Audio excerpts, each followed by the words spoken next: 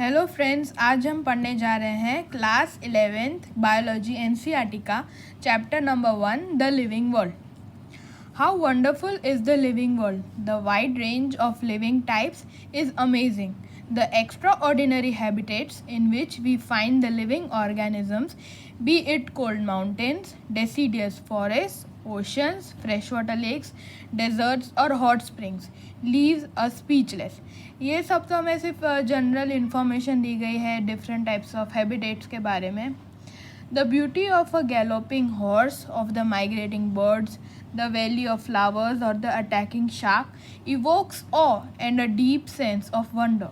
The ecological conflict and cooperation among members of a population and among populations of a community, or even the molecular traffic inside a cell, make us deeply reflect on what indeed is life.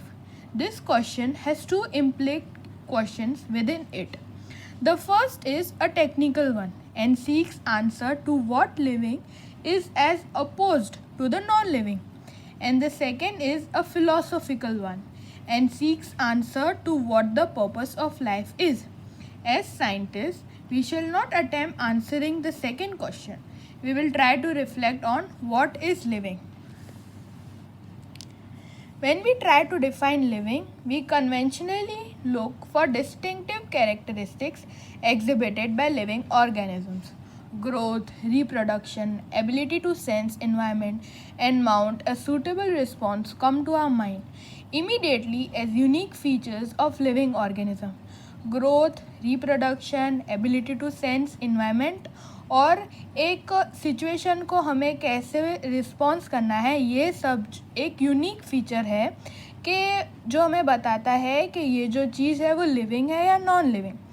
One can add a few more features like metabolism, ability to self-replicate, self-organize, interact and emergence to this list. इन सब के अलावा और भी थोड़ी चीज़ें हैं, characteristics हैं जो हमें बताती है कि ये जो चीज़ है वो लिविंग है या नॉन लिविंग, जैसे कि metabolism, ability to self replicate, self organise, interact and emergence to this list. Let us try to understand each of these. All living organisms grow. Increase in mass and increase in number of individuals are twin characteristics of growth. A multicellular organism grows by cell division. In plants, this growth by cell division occurs continuously throughout their lifespan. In animals, this growth is seen only up to a certain age. However, cell division occurs in certain tissues to replace lost cells. जो plants होते हैं उसके अंदर growth by cell division उनकी पूरी life के दौरान शुरू ही रहता है, पर जो एनिमल्स होते हैं उनमें एक लिमिटेड एज ही होती है जब तक हम ग्रो करते हैं. जैसे कि हमारी हाइट एक लिमिटेड टाइम ही होता है जब तक ग्रो करती है, हमारी पूरी लाइफ के दौरान तो नहीं ग्रो करती. पर आप अगर प्लांट्स को देखेंगे तो हम अगर उसे कितनी बार भी काटें तो वो अपने लेंथ में ग्रो करता ही रहता है through out it's life. However, cell division occurs in certain tissues to replace lost cells. Unicellular organisms grow by cell division. One can easily observe this in vitro cultures by simply counting the number of cells under the microscope. In majority of higher animals and plants, growth and reproduction are mutually exclusive events. Exclusive मतलब अलग अलग. जैसे कि जो higher animals और plants है उसके अंदर ग्रोथ और रिप्रोडक्शन सेम चीज़ ही नहीं है, अलग अलग चीज़ें हैं. One must remember that increase in body mass is considered as growth. Non living objects also grow if we take increase in body mass as a criteria for growth. Mountains, boulders and sand mounds do grow. However, this kind of growth exhibited by non-living objects is by accumulation of materials on the surface. In living organisms, growth is from inside. Growth therefore cannot be taken as a defining property of living organisms. हम growth को living organism की एक characteristic property तो कह सकते हैं कि अगर वो लिविंग ऑर्गेनिज्म है तो वो ग्रो करेगा, पर हम ऐसा नहीं कह सकते कि वो ग्रो कर रहा है इसलिए वो लिविंग ऑर्गेनिज्म है, क्योंकि अगर हम एक कचरे के ढेर को देखेंगे तो वो भी तो ग्रो कर ही रहा है, पर हम उसे लिविंग ऑर्गेनिज्म तो नहीं कह सकते। Conditions under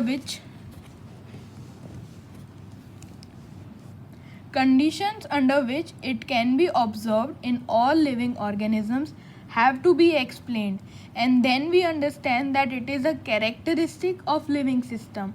A dead organism does not grow.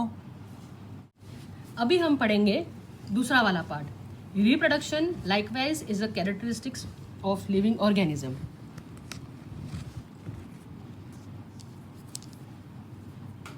In multicellular organisms, reproduction refers to the production of progeny processing features more or less similar to those of parents. Invariably and implicitly, we refer to sexual reproduction. Organisms reproduce by asexual means also. Fungi multiply and spread easily due to the millions of asexual spores they produce. In lower organisms like yeast and hydra, we observe budding. बर्डिंग का मतलब होता है कि एक type का वो grow हुआ होता है और उसके ऊपर और एक बर्ड आ जाता है। In planaria flatworms we observe through regeneration, that is a fragmented organism regenerates the lost part of its body and becomes a new organism. जो उसका बॉडी होता है उसमें से एक पार्ट आता है और वहाँ से रीजनरेशन हो जाता है, जनरेट हो जाता है वापस से, और फिर वो न्यू ऑर्गेनिज्म में दिखाई देने लगता है। The fungi, the filamentous algae, the protonema of mosses all easily multiply by fragmentation. इसका मतलब होता है फ्रेगमेंटेशन, जो एक रीजनरेट हो जाता है एक part. When it comes to unicellular organisms like bacteria, unicellular algae और amoeba, reproduction is synonymous with growth, that is increase in number of cells.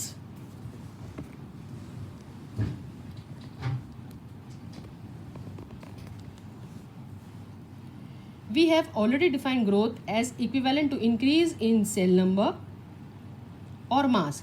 Hence we notice that in a single celled organism we are not very clear about the usage of these two terms, growth and reproduction.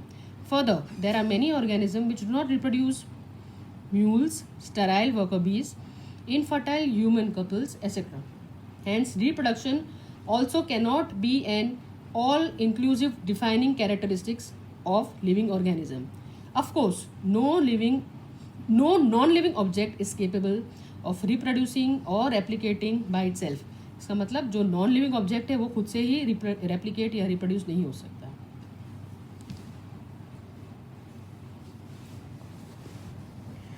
Another characteristic of life is metabolism. All living organisms are made of chemicals. These chemicals, small and big, belonging to various classes, sizes, functions, etc., are constantly being made and changed into some other biomolecules. These conversions are chemical reactions or metabolic reactions. There are thousands of metabolic reactions occurring simultaneously inside all living organisms, be they unicellular or multicellular. All plants, animals, fungi, and microbes exhibit metabolism.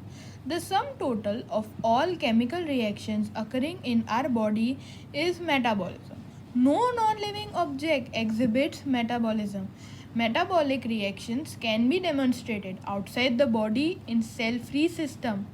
An isolated metabolic reaction outside the body of an organism performed is a test tube, is neither living nor non-living. Hence, while metabolism is a defining feature of all living organisms without exception, isolated metabolic reactions in vitro are not living things but surely living reaction. जो metabolic reaction है वो living reaction तो है, पर हम उसे तभी ही metabolism कह सकते हैं जब तक वो एक लिविंग बॉडी के अंदर हो रहा हो।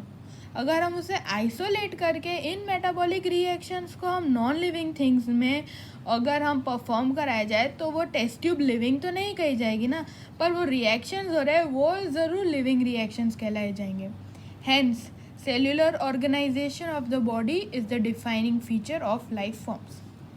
Perhaps the most obvious and technically complicated feature of all living organisms is the ability to sense their surroundings or environment and respond to these environmental stimuli, which could be physical, chemical, or biological. We sense our environment through our sense organs. Plants respond to external factors like light, water, temperature, other organisms, pollutants, etc.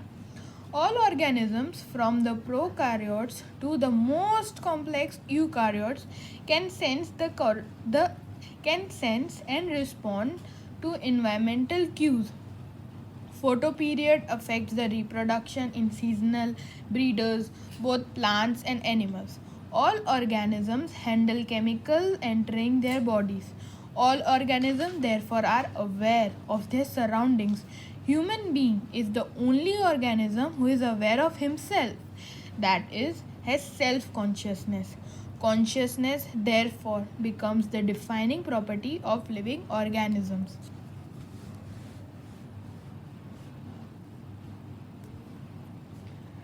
When it comes to human beings, it is all the more difficult to define the living state. We observe patients lying in coma in hospitals, virtually supported by machines which replace heart and lungs. The patient is otherwise brain dead. The patient has no self consciousness. Are such patients who never come back to normal life, living or non living? In higher classes, you will come to know that all living phenomena are due to underlying interactions. Properties of tissues are not present in the constituent cells but arise as a result of interactions among the constituent cells. जो एक tissue की property होती है वो उसके हर एक cell में function नहीं कर रही होती है, पर जब सब सेल साथ में मिलके फंक्शन करते हैं तो वो टिश्यू का एक आउटकम रिजल्ट आता है, जिस वजह से हम उसको बोलते हैं कि हाँ ये जो टिश्यू है वो ये काम कर रहा है. Similarly, properties of cellular organelles are not present in the molecular constituents of the organelle but arise as a result of interactions among the molecular components comprising the organelle. These interactions result in emergent properties at a higher level of organization. This phenomena is true in the hierarchy of organizational complexity at all levels.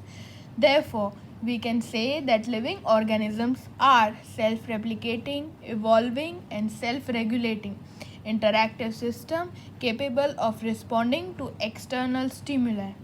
Biology is the story of life on earth. Biology is the story of evolution of living organisms on earth. All living organisms, present, past, and future, are linked to one another by the sharing of the common genetic material but to varying. ये था हमारा part 1 of chapter 1 जिसको हमने पढ़ा 1.1 what is living. हम जो दूसरा part है 1.2 diversity in the living world वो नेक्स्ट वीडियो में पढ़ेंगे. Thank you.